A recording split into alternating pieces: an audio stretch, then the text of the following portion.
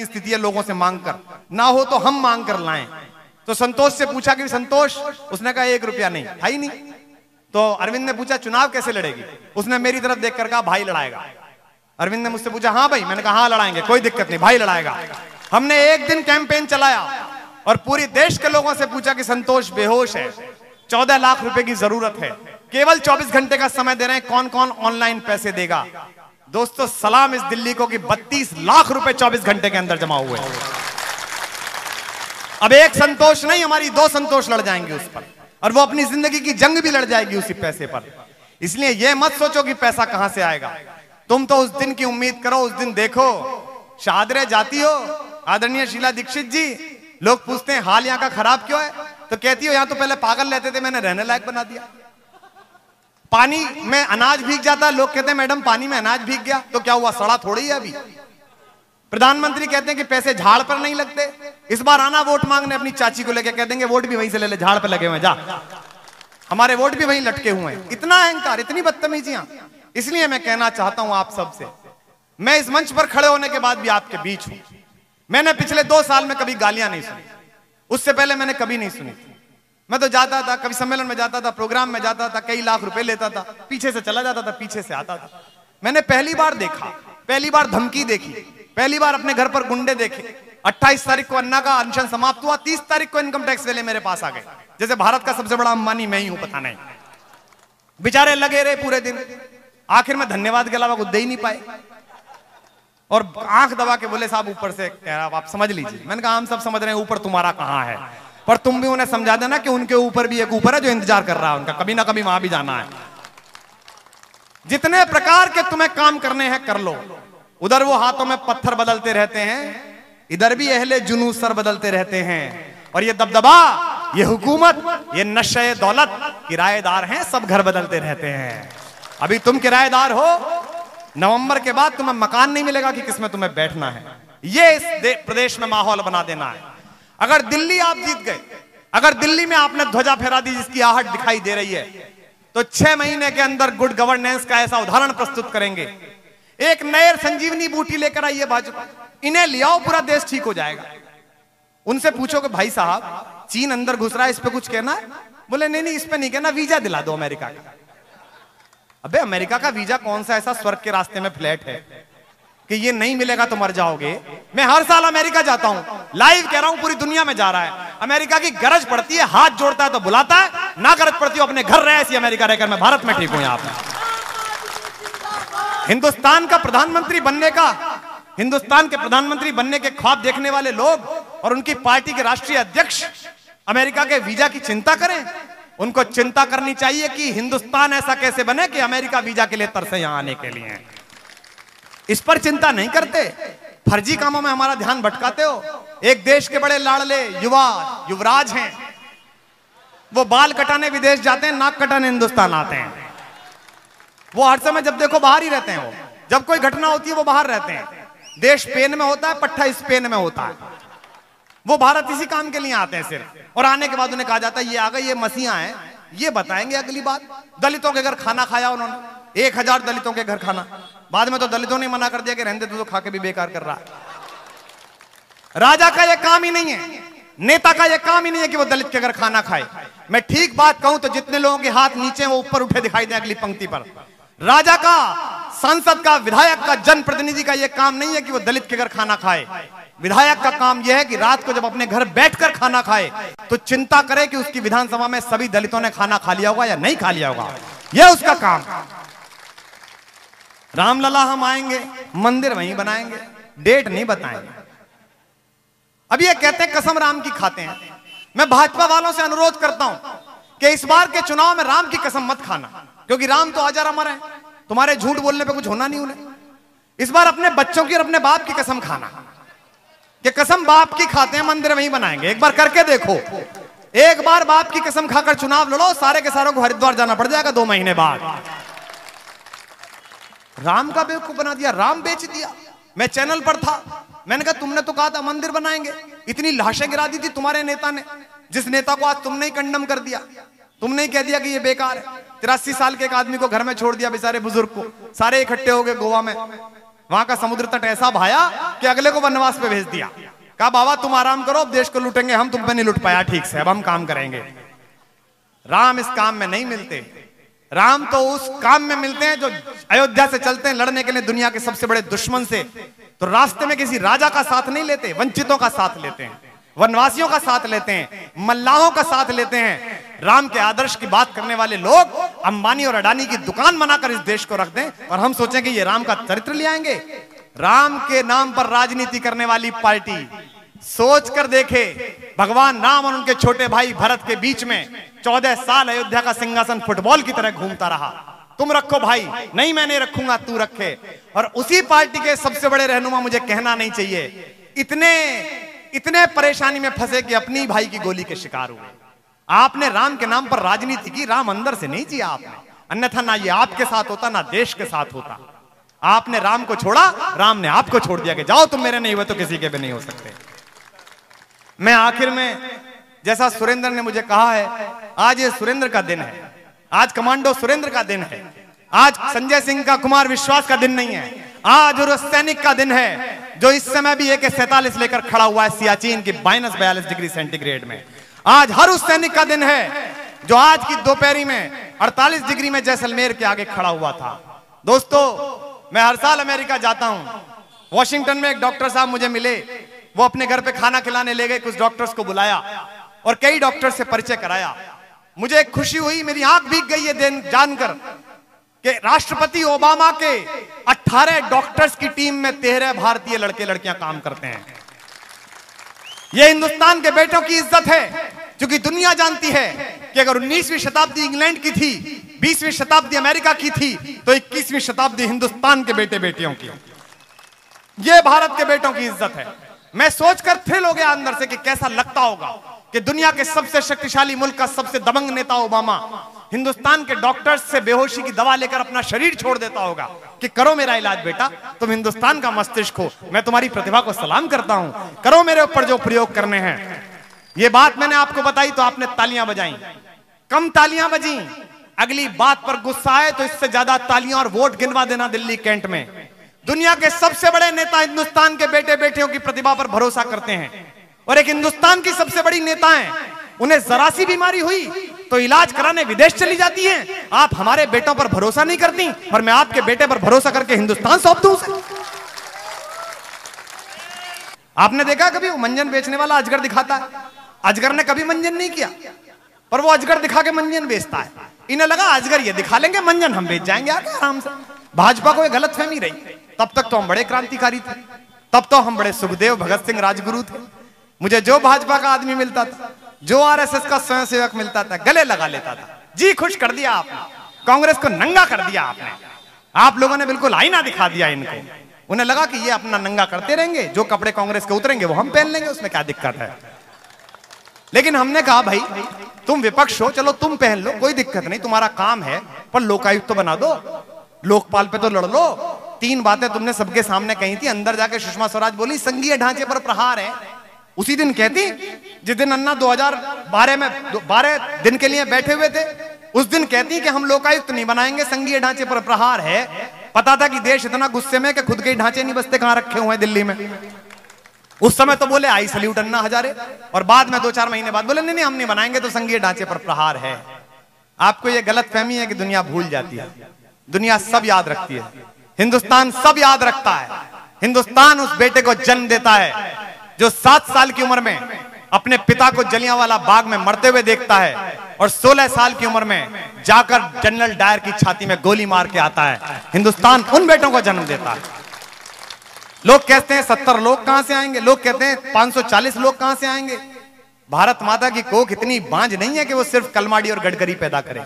भारत माँ ने अच्छे बेटे पैदा करना बंद नहीं किया। अभी दिल्ली कैंट ने एक चुन के दिखा दिया, आपने निकाल दिया एक आदमी।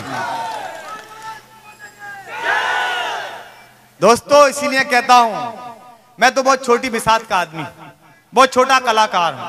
रात भर कविताएं सुना के पैसे लाकर अपना घर चलाता हूं। पहले नौकरी करता था। इस देश में बड़े बड़े कलाकार हैं।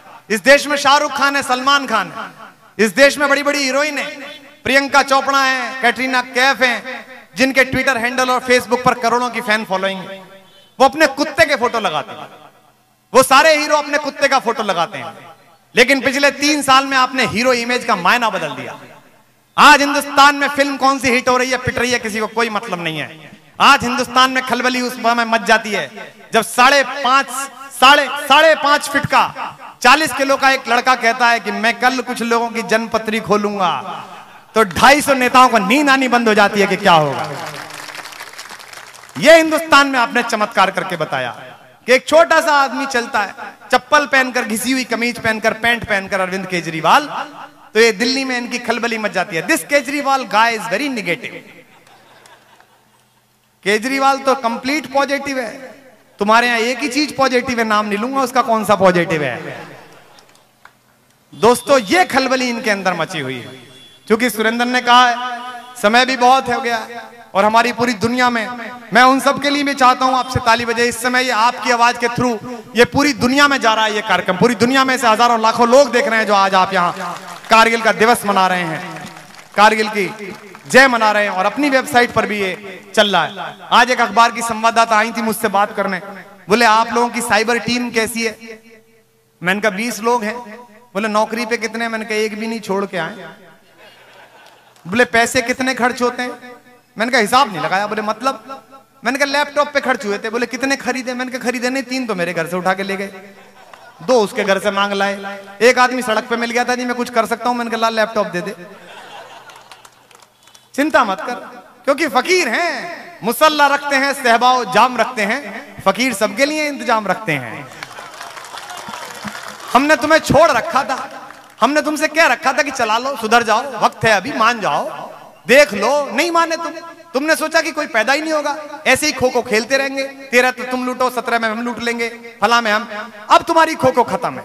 इस बार आम आदमी खुद अंदर जाएगा और तुम्हें बताएगा कि कानून कैसे बनता है। हमारे संजय सिंह जी के परिचय के साथी कोई आ गए एक दिन, संजय भाई और हम साथ रहते हैं गाजियाबाद में कभी कभी। सुबह ही सुबह एक सज्जन मिलने आए, स्कॉर्पियो में कुर्ता लगा के उतरे, 15-20 और चेले चपाटे। साहब मैं बड़ा स्वयंसेवक हूं, बड़ा अच्छा मैंने काम किया है, बस मुझे टिकट चाहिए और आप लड़ाइए मुझे। और मैं विधानसभा का नहीं मांग रहा साहब, मैं तो लोकसभा की तैयारी करना चाहता हूं, आश्वासन चाहिए। तो संजय सिंह ने कहा जी बिल्कुल करिए, पूरी मेहनत करिए, लड़िए भ्रष्टाचार के खिलाफ। फिर मैंने बीच में कहा, मैंने भाई साहब आपको शर्तें पता है, वो अरविंद केजरीवाल नामक जो आदमी उसने क्या क्या बातें रखी हैं? बोले जी कैसे? मैंने कहा वेतन आधा मिलेगा आपको, दिल्ली में आपका मकान है? बोले हाँ है। मैंने कहा तो मकान नहीं मिलेगा, सिक्योरिटी नहीं मिलेगी, लाल बत्ती नहीं मिलेगी। बोले जी फिर क्यों टिकट लूंगा मैं? मैंने कहा हम देने गए थे तुझे, भाई तू ही आया था, ऐसा टिकट लेना है तो ले ले। बोले जी इससे तो ट्रेन का ही ठीक है। मैंने कहा निकल। तो यहां कोई टिकट विकट का नहीं है, यहां तो ये टिकट और फजीता है। यहां तो असली ताकत इस पार्टी की किसकी है? इस पार्टी की ताकत यह है कि जितने लोग यहां पर हैं, जितने भी हजार हों, इतने लोग हिंदुस्तान की कोई पार्टी बिना थैली के और बिना पैसे दिए करके बता दे मैं उस पार्टी को ज्वाइन कर लूंगा। बताइए आप, ये लाए हुए लोग नहीं हैं, ये आए हुए लोग हैं। इसलिए दोस्तों आखिर में जैसा कमांडो सुरेंद्र सिंह ने कहा है, उनका कहना है कि एक गीत उन्हें बहुत प्रिय है मेरा, वो मैं सुना देता हूं, जो कारगिल के लिए ही लिखा गया था, जो इसी मौके के लिए लिखा गया था, उसे सुनाकर। लेकिन मैं आप सबसे कसम चाहता हूं, जितने भी लोग हैं यहां मुझे इसे कसम देकर जाएं। अभी हमारे एक शिकागो से दोस्त आए हुए हैं, क्या नाम है उनका? मनचंदा साहब, शिकागो वाले डॉक्टर साहब, रायजादा, मुनीश रायजादा साहब यहां कहीं खड़े होंगे। वो शिकागो से आए, बड़े डॉक्टर हैं, करोड़पति डॉक्टर हैं, नौकरी से अपनी छुट्टी लेकर आए 4 महीने के लिए इस पार्टी को जिताने। मुझसे कह रहे थे कुमार भाई, अगर दिल्ली कैंट में भी ऐसा हुआ कि हम इन भ्रष्टाचारियों के सामने अगर हमने कमांडो हरा दिया, तो मैं फिर हिंदुस्तान कभी वापस नहीं लौटूंगा जिंदगी में, मैं अमेरिका चला जाऊंगा। क्योंकि हार जीत सुरेंद्र की नहीं है, हार जीत एक सपने की है कि बेईमान हार सकते हैं और ईमानदार जीत सकता है। यह सपना अगर टूट गया तो गड़बड़ हो जाएगा। सुरेंद्र सिंह से कुछ मतलब नहीं है, जगदीप से कुछ मतलब नहीं है, हमारे इन साथियों से कुछ मतलब नहीं है, कर्नल सहरावत से कुछ मतलब नहीं है। मतलब इस बात का है कि अच्छा आदमी जीत सकता है या नहीं जीत सकता है, ये बेईमान हार सकते हैं या नहीं हार सकते हैं। इसलिए ये आखिरी मौका है मेरे और आपके जीवन में नहीं आना है।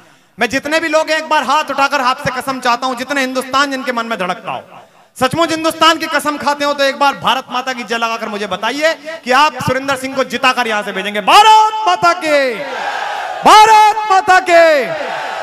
सुरेंद्र इतनी आवाज है कि इतनी में तो तेरी विधानसभा पक्की हो जाएगी, चिंता मत कर।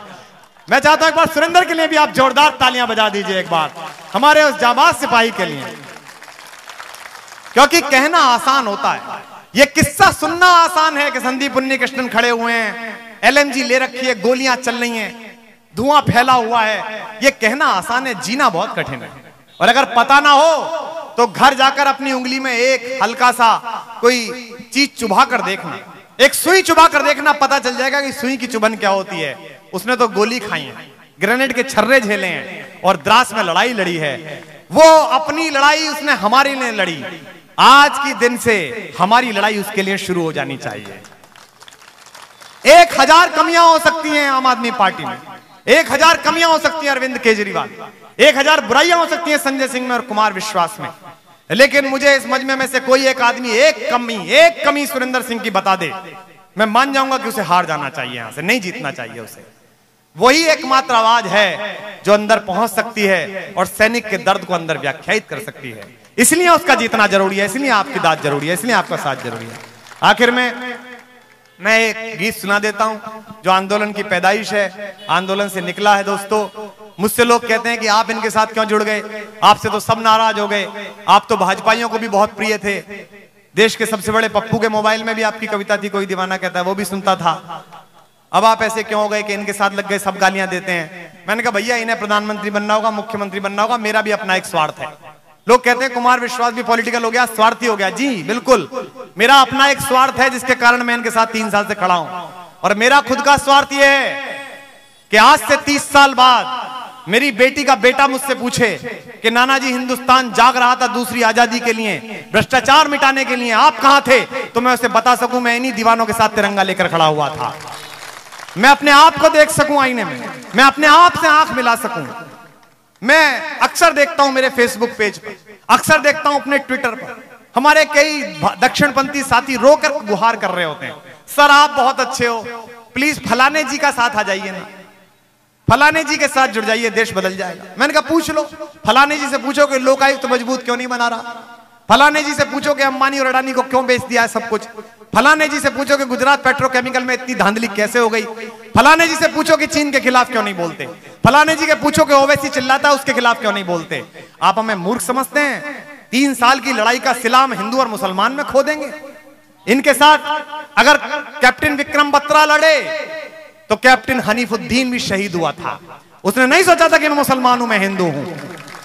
आप हमें बताना चाहते हैं कि इस देश में शहजाद पे राजनीति हो या इशरत जहां पे राजनीति हो? जी नहीं, हम आपकी राजनीति को एपीजे अब्दुल कलाम पे लाना चाहते हैं, हिंदुस्तान के सबसे बड़े मुसलमान। 65 सांसदों ने लेटर लिखा है अमेरिका को कि मोदी को वीजा मत दो, मोदी से आपकी 50 लड़ाइयां हो सकती हैं, 50 मतभेद हो सकते हैं, आप में दम है चुनाव लड़िए उसके खिलाफ, आप में दम है उसके खिलाफ खुलासा करिए। अमेरिका कौन सा सरपंच लगा जो हमारे घर की लड़ाइयां सुलझाएगा? अमेरिका कौन है जो हमारे बीच में आकर बात कहेगा? ये देश की संप्रभुता के खिलाफ है। और सांसदों, आज एक नेता से डरे हुए हो तो उसके लिए लेटर लिख रहे हो, लेकिन जिस समय देश के पूर्व राष्ट्रपति एपीजे अब्दुल कलाम के कपड़े उतरवाने की कोशिश की थी अमेरिका ने, उस दिन अमेरिका को लेटर नहीं लिखा कि तुमने बदतमीजी कैसे कर दी, एक मुसलमान की बेइज्जती कर दी तुमने।